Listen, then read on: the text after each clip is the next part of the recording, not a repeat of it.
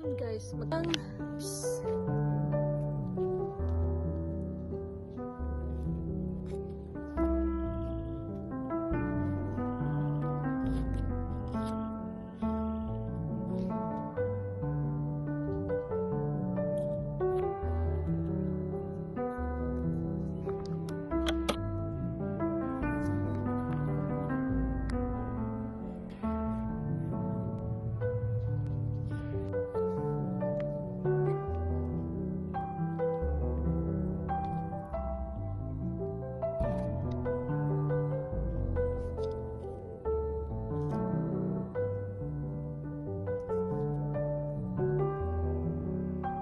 ayan, tapos na tayo nagtanim ng mga papers. Ayan, excited ako guys kasi meron akong dinagdag na ibang variety. Sana magbunga sila.